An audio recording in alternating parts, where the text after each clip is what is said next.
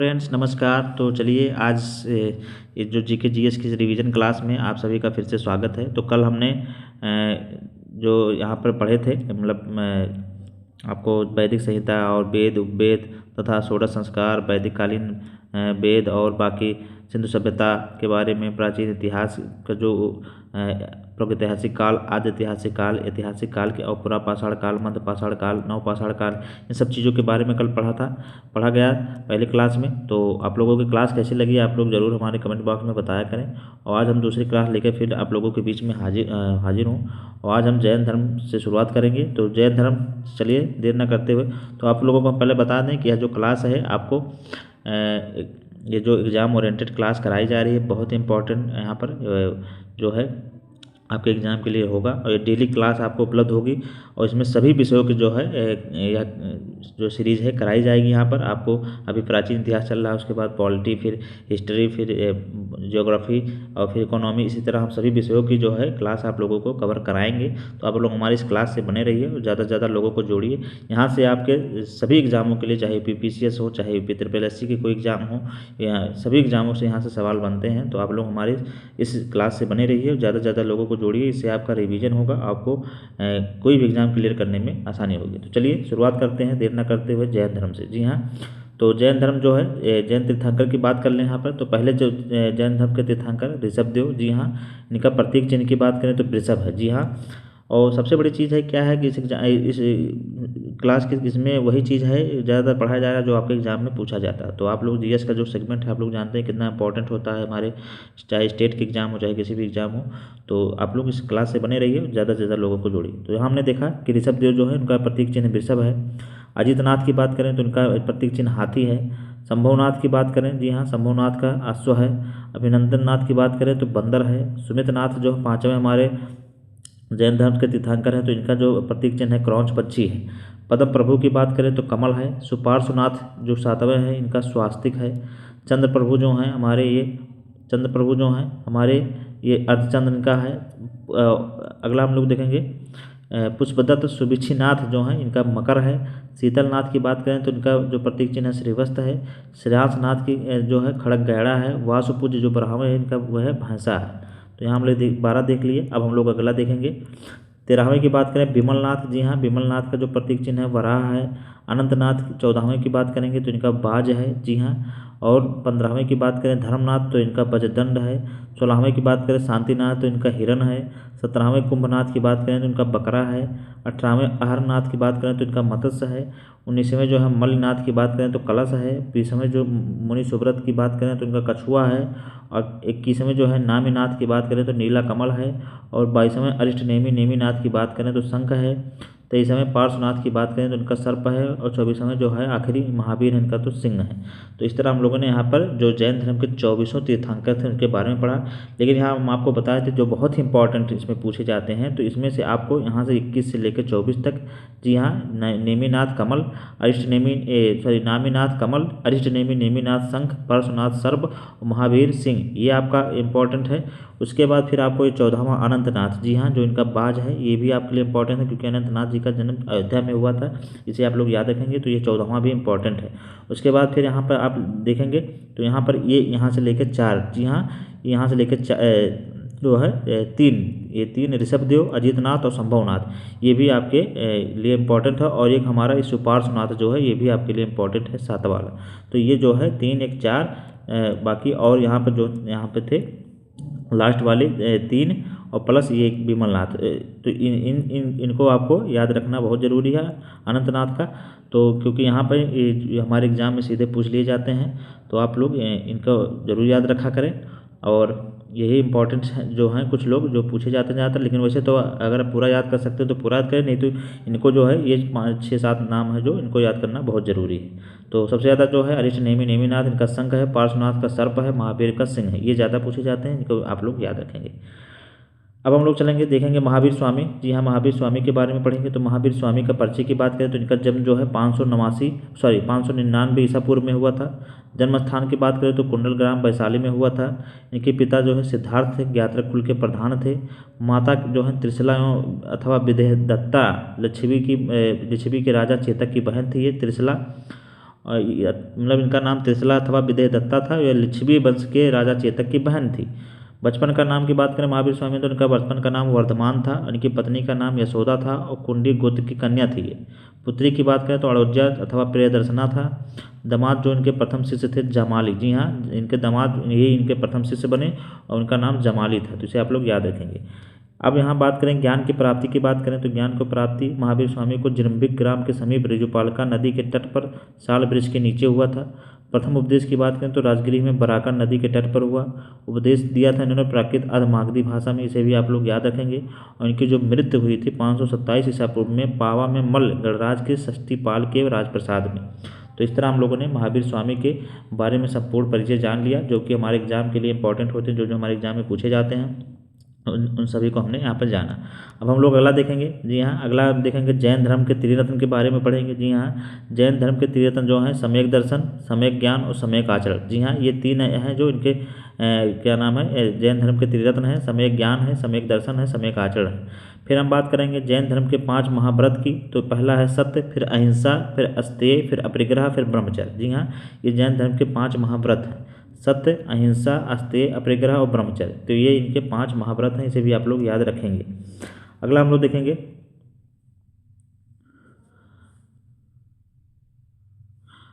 देखेंगे जैन संप्रदाय। जी हाँ, जैन संप्रदाय की बात किया जाए तो जैन संप्रदाय जो है एक श्वेतांबर था, एक दिगंबर था। 2 समुदायों में विभाजित था। एक श्वेतांबर, एक दिगंबर।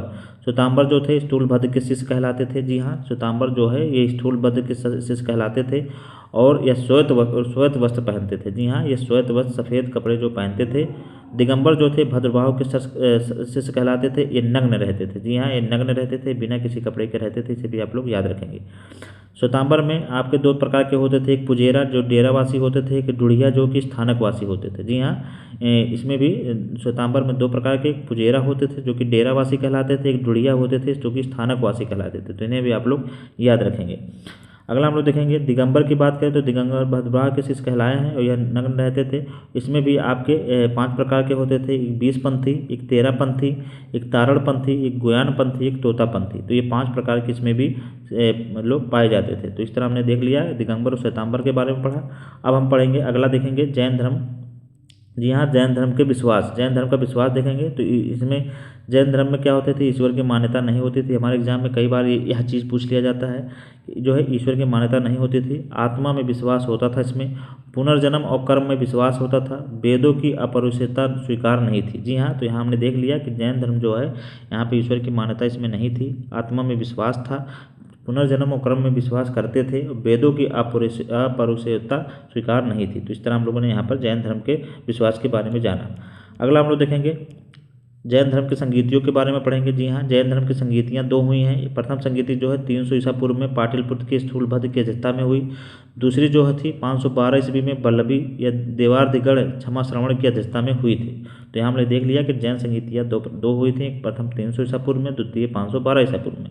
एक पाटलिपुत्र में हुई, वल्लभी में हुई, एक की अध्यक्षता स्थूलभद्र ने किया और एक की देवार्दिगढ़ ने किया। तो इस तरह हम लोगों ने जैन धर्म के बारे में पढ़ा।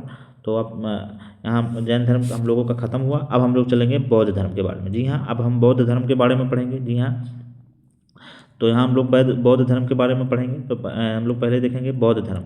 तो ये बौद्ध धर्म के जो है प्रवर्तक इसके गौतम बुद्ध। जी हाँ, गौतम बुद्ध कहलाए। इनके जन्म की बात करें तो इनका जन्म जो है 563 ईसा पूर्व में जन्म स्थल जो है लुम्बिनी में हुआ। पिता का नाम शुद्धोधन कपिलवस्तु के साक्यगढ़ के प्रधान। जी हाँ, पिता का नाम था शुद्धोधन, कपिलवस्तु में साक्यगढ़ के प्रधान थे ये। माता जो है माया देवी महामाया कोली वंश की थी। बचपन का नाम इनका सिद्धार्थ था। जी हाँ, बचपन का नाम इनका सिद्धार्थ था। और पालन की बात करें तो मौसमी प्रजापति गौतमी के द्वारा इनका पालन किया गया है। जी हाँ, जो मौसमी प्रजापति गौतमी के द्वारा इनका लालन पालन किया गया था, इसे भी आप लोग याद रखेंगे। पत्नी जो है यशोधरा थी, शाक्य कुल की जो थी। पुत्र की बात करें तो राहुल का नाम था, इनके पुत्र का नाम राहुल था। और ज्ञान की प्राप्ति की बात करें तो उरुवेला बोध गया में निरंजना जो कि फाल्गु नदी के तट पर पीपल वृक्ष के नीचे ने ज्ञान की प्राप्ति हुई थी। इसे भी आप लोग याद रखेंगे। प्रथम उपदेश की बात करें तो सारनाथ ऋषिपट्टनम में, जो कि मृगताब में पड़ता है, वहाँ पे इन्होंने दिया। और बौद्ध संघ में प्रथम महिला जो थी प्रजापति गौतमी थी। जी हाँ, इनकी मौसी कहलाई थी, ये पहली महिला थी जो प्रजापति गौतमी थी। इसे आप लोग याद रखेंगे। मृत्यु की बात करें तो 483 ईसा पूर्व में इनकी मृत्यु हो गई थी। और मृत्यु स्थलों में इनके मल्लों की राजधानी कुशीनगर, जो कि उत्तर प्रदेश में है, यहाँ पर इनकी मृत्यु हुई थी। उपदेश जो इन्होंने पाली भाषा में दिया था, इसे भी आप लोग याद रखेंगे। तो इस तरह हम लोगों ने गौतम बुद्ध के बारे में कुछ शॉर्ट में इनके बारे में जाना। अब हम लोग चलेंगे अगर बुद्ध जीवन के कुछ संबंधित प्रतीकों के बारे में जानेंगे। तो यहाँ हम लोग देखेंगे बुद्ध के जीवन से संबंधित प्रतीक, जो घटना और प्रतीक है उसके बारे में हम लोग देखेंगे। तो गर्भ का जो है हाथी से संबंध है। जन्म की बात करें तो कमल और बैल से। महापरिनिष्क्रमण जी हाँ गृहत्याग से, जो कि अश्व घोड़े इसका कहा जाता है। महापरिनिष्क्रमण जो गृहत्याग किया था उसका जो प्रतीक है अश्व कहा जाता है। निर्वाण जब ज्ञान की प्राप्ति हुई तो इन्हें पीपल वृक्ष उसका प्रतीक चिन्ह है। धर्मचक्र प्रवर्तन जब प्रथम उपदेश दिया था तो उसका प्रतीक चिन्ह चक्र है। और महापरिनिर्वाण जब इनकी मृत्यु हुई थी तो उसका प्रतीक चिन्ह स्तूप है। तो इस तरह हम लोगों ने देख लिया बुद्ध के जीवन से संबंधित प्रतीक के बारे में हम लोगों ने पढ़ा। अब हम लोग अगला देखेंगे त्रिपिटक। जी हाँ, त्रिपिटक के बारे में जानेंगे। तो त्रिपिटक जो है ये शुद्ध पिटक, विनय पिटक और अभिधम्म पिटक, ये 3 प्रकार के पिटक हुए हैं बौद्ध धर्म में। शुद्ध पिटक जो है इसका संकलन आनंद के द्वारा किया गया। विनय पिटक जो है इसका संकलन जो है उपालि के द्वारा किया गया। और अभिधम्म पिटक जो है इसका संकलन मोगलीपुत्तिस के द्वारा किया गया। तो इसे आप लोग याद रखेंगे। तो यहाँ हम लोगों ने त्रिपिटक के बारे में पढ़ लिया। अगला हम लोग देखेंगे बौद्ध धर्म के त्रिरत्न के बारे में। जी हाँ, बौद्ध धर्म के जो त्रिरत्न हैं इनके बारे में हम देखेंगे। तो इसमें बुद्ध, धम्म और संघ, ये बौद्ध धर्म के त्रिरत्न हैं। यहाँ पर इसके बारे में हम लोगों ने देखा। अगला हम लोग देखेंगे 4 आर्य सत्य। जी हाँ, बौद्ध धर्म के 4 आर्य सत्य है, उसके बारे में हम लोग देखेंगे। तो एक है दुख समुदाय, और एक है दुख निरोध, और एक है एक दुख है आपका, एक दुख समुदाय है, एक दुख निरोध है, और एक दुख निरोध गामिनी प्रतिपदा है।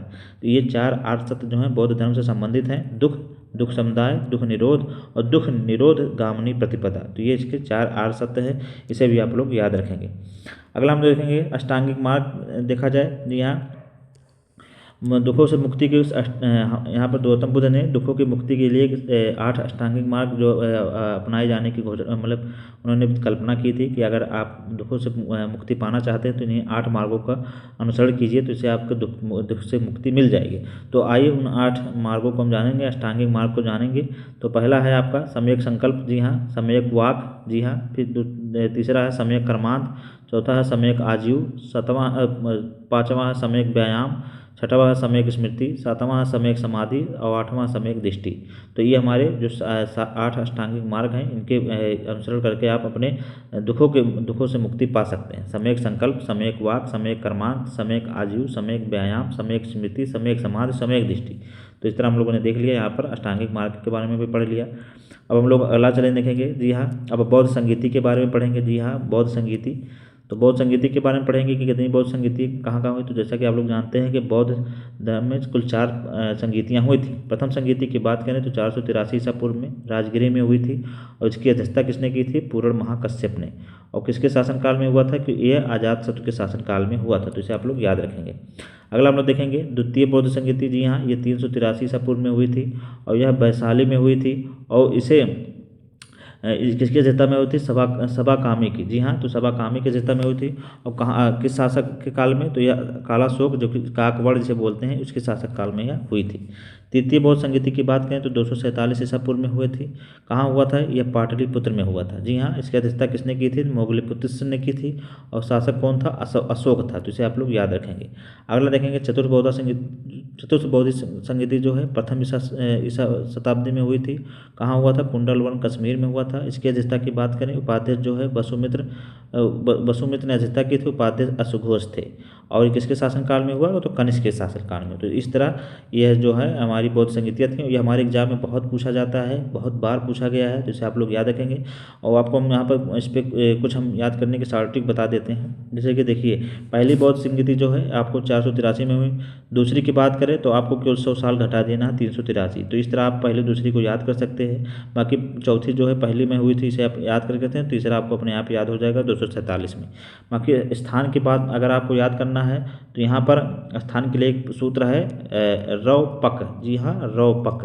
रौ पक्ष से आप इसे याद कर सकते हैं। राव से राजगिरी, वा से वैशाली, पा से पाटलिपुत्र, का से कुंडलवन कश्मीर। तो इस तरह आप इसे इसके जगह को याद कर सकते हैं रौ पक्ष से। बाकी शासक की अगर शासक आपको याद करना है तो शासक के लिए आपको याद करना है अकायक। जी हाँ, यहाँ पर हम आपको दिखा दे रहे हैं। अगर शासक को आपको याद करना है तो इसका भी एक ट्रिक है, अका अका अक। जी हाँ, अका अक। तो इस तरह आप लोग इसे याद कर सकते हैं। आ से अजातशत्रु, का से कालाशोक, आ से अशोक, का से कनिष्क। तो इस तरह अकायक से आप इसे भी इनके शासक को याद कर सकते हैं। तो इस तरह हम लोग ने देख लिया कि ट्रिक के माध्यम से कैसे इसके स्थान को और इसके शासक को याद कर सकते हैं। इससे आपका एग्जाम में आपके लिए आसानी होगी। अगला हम लोग चलेंगे, अगला देखेंगे। जी हाँ, बौद्ध धर्म की मान्यता की बात करेंगे। जी हाँ, बौद्ध धर्म की मान्यता की बात करें तो जो है बौद्ध धर्म में आत्मा में विश्वास नहीं था। जी हाँ, आत्मा में अस्तित्व में विश्वास नहीं था। आत्मा के अस्तित्व में विश्वास नहीं था बौद्ध धर्म का। वैदिक कर्मकांड का विरोध करती थी। वेदों की अपौरुषेयता का विरोध करते थे। कर्म, पुनर्जन्म तथा मोक्ष में विश्वास था। तो यहाँ हमने देख लिया कि बौद्ध धर्म जो है वैदिक कर्मकांड का विरोध करता था, वेदों की अपौरुषेयता का विरोध करता था, कर्म में पुनर्जन्म, मोक्ष में विश्वास करता था और आत्मा में विश्वास नहीं था। तो यहाँ हमने देखा था यहाँ पर जो जैन धर्म का था इनमें ईश्वर की मान्यता नहीं थी, आत्मा में विश्वास। जैन धर्म में आत्मा में विश्वास था और यहाँ की बात करें तो आत्मा में विश्वास नहीं था। तो यहाँ पे एक चीज़ है इससे अलग पाई गई। बाकी कर्म और पुनर्जन्म में विश्वास था और यहाँ पे भी आप देख सकते हैं कि बौद्ध में भी कर्म और पुनर्जन्म में विश्वास है। तो यहाँ हमने केवल एक चीज़ अलग मिली कि आत्मा में विश्वास इसमें नहीं था। जी हाँ, इसमें आत्मा में विश्वास नहीं था और यहाँ पर जैन धर्म में आत्मा में विश्वास था। तो इस तरह हम लोग देख लिया। अगला हम लोग देखेंगे बौद्ध धर्म का विभाजन। जी हाँ, बौद्ध धर्म के विभाजन की बात करें तो बौद्ध धर्म का विभाजन द्वितीय बौद्ध संहिता में, जी हाँ, स्थविर या थेरवादी, महासंघिक और सर्वास्तवादी, जी हाँ, इसमें हुआ था द्वितीय बौद्ध संहिता में।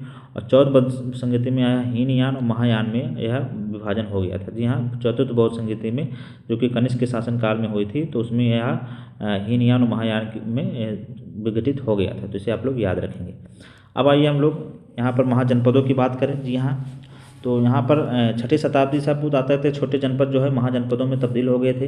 तो कुछ महाजनपद थे जिनके बारे में उल्लेख किया गया है, उनके बारे में पढ़ेंगे। तो 16 महाजनपद का उल्लेख किया गया है बौद्ध ग्रंथ के अंगुत्तर निकाय में। जी हाँ, 16 महाजनपदों का उल्लेख हमारे बौद्ध ग्रंथ के अंगुत्तर निकाय में किया गया है और एक जो है जैन ग्रंथ भगवती सूत्र में। जी हाँ, इन बौद्ध ग्रंथों की इन दो महाकाव्यों में, जैसे एक है अंगुत्तर निकाय, जी हाँ, और दूसरा है भगवती सूत्र। तो इन दोनों में 16 महाजनपदों का उल्लेख है। आइए हम 16 महाजनपदों के बारे में जानेंगे, उनकी राजधानियों के बारे में पढ़ेंगे। तो पहला है अंग। जी हाँ, अंग महाजनपद जिसकी राजधानी चंपा थी। दूसरा है अस्मक जिसकी राजधानी पैठन या पोटन थी। तीसरी है अवंती। जी हाँ, यह दो उत्तरी अवंती की राजधानी उज्जैनी तथा दक्षिणी अवंती की राजधानी महिष्मती थी। इसे आप लोग याद रखेंगे, हमारे एग्जाम में कई बार मिलान में पूछ लिया जाता है। अगला हम लोग देखेंगे गांधार। जी हाँ, इसकी राजधानी तक्षशिला और यह पुष्कलावती थी। कंबोज की बात करें तो इसकी राजधानी हाटक या राजपुर थी। इसे आप लोग याद रखेंगे। अगला हम लोग देखेंगे, जी हाँ, अगला है मगध। मगध की राजधानी गिरिब्रिज या राजगिरी थी। और मत्स्य की राजधानी विराटनगर थी। जी हाँ, मत्स्य की राजधानी विराटनगर थी। बज्जी की बात करें तो वैशाली थी। चेदी की बात करें तो सुक्तिमती या सोत्थिवती थी। काशी की बात करें तो इसकी वाराणसी थी। कौशल की राजधानी श्रावस्ती थी। कुरु की राजधानी इंद्रप्रस्थ थी। मल्ल की राजधानी कुशीनारा और पावा थी। पांचाल की राजधानी जो है ऐच्छत उत्तरी पांचाल और कंपिल दक्षिणी पांचाल। तो यहाँ पांचाल की राजधानी जो है उत्तरी पांचाल की ऐच्छत थी और दक्षिणी पांचाल की काम्पली थी। तो यहाँ हमने दो राजधानियाँ ऐसी हैं जिनकी उत्तरी जैसे एक अवंती, उत्तरी अवंती की उज्जैनी, दक्षिणी अवंती की महिष्मती। और यहाँ पर आपको पांचाल में ऐच्छत की राजधानी उत्तरी पांचाल और उत्तरी पांचाल की राजधानी ऐच्छत और दक्षिणी पांचाल की काम्पिली थी। सूरसेन की बात करें तो मथुरा थी और वत्स की बात करें तो कौशाम्बी थी। इसमें यूपी में कुल 8 महाजनपद थे, इसे भी आप लोग याद रखेंगे। अब हम लोग चलेंगे, तो इस तरह हम लोगों ने यहाँ 16 महाजनपदों को देखा, उनके राजधानियों के बारे में पढ़ा। हमारे एग्जाम में कई बार पूछ लिया जाता है, हर सवाल में, हर एग्जाम में कोई ना कोई प्रश्न इससे बन ही जाता है। तो इसे आप लोग याद रखेंगे। अब अगला हम लोग देखेंगे बुद्धकालीन भारत के 10 महत्वपूर्ण गणराज्य। जी हाँ, बुद्धकालीन भारत के 10 महत्वपूर्ण गणराज्य की बात करेंगे यहाँ पर। तो वैशाली के लिच्छवी, जी हाँ, मिथिला के विदेह, कुशीनारा के मल्ल, पावा के मल्ल, रामग्राम के कोली, कपिलवस्तु के शाक, पिप्पलीवन के मोरी, अलकप के बुली, केशुपत के कलाम सुम सुमार गिरी के भागे। तो ये इनके वंश हैं और यह उनसे संबंधित राज्य हैं। जी हाँ, महत्वपूर्ण गणराज्य हैं। तो इसे आप लोग हमारे एग्जाम में भी कई बार मिलान उलान के रूप में पूछ लिया जाता है, तो इसे आप लोग याद रखेंगे। अब अगला हम लोग देखेंगे। जी हाँ, अब यहाँ पर हम लोगों ने बौद्ध धर्म से संबंधित जो थे वो पढ़े। तो आज की क्लास हम यहीं रोकेंगे, फिर हम लोग पढ़ेंगे अगले क्लास में। अगले क्लास में हम फिर मगध से शुरुआत करेंगे, मौर्योत्तर काल से। तो आप लोगों को आज हमने जैन और बौद्ध धर्म के बारे में पढ़ा। तो आपको ये क्लास कैसी लग रही है आप लोग हमारे कमेंट बॉक्स में ज़रूर बताएं और ज़्यादा से ज़्यादा लोगों को शेयर करें।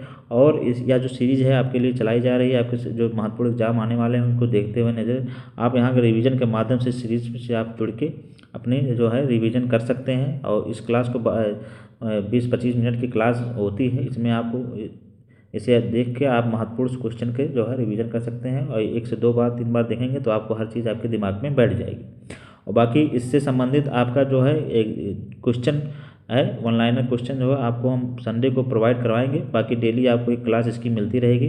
तो आप लोग 1 बजे डेली क्लास इसकी आपको यहाँ पर अपलोड हो जाया करेगी। आप लोग हमारे चैनल को सब्सक्राइब करें और ज़्यादा से ज़्यादा लोगों को जोड़ें, ताकि ऐसी क्लास का आप लोगों को लाभ मिलता रहे। तो ज़्यादा से ज़्यादा लोगों को शेयर करें। फिर हम लोग मिलेंगे अगले वीडियो में, अगले क्लास में मगध वंशावली और मौर्योत्तर काल के साथ मिलेंगे। तब तक पढ़ते रहिए, सुस्त रहिए, मस्त रहिए। नमस्कार।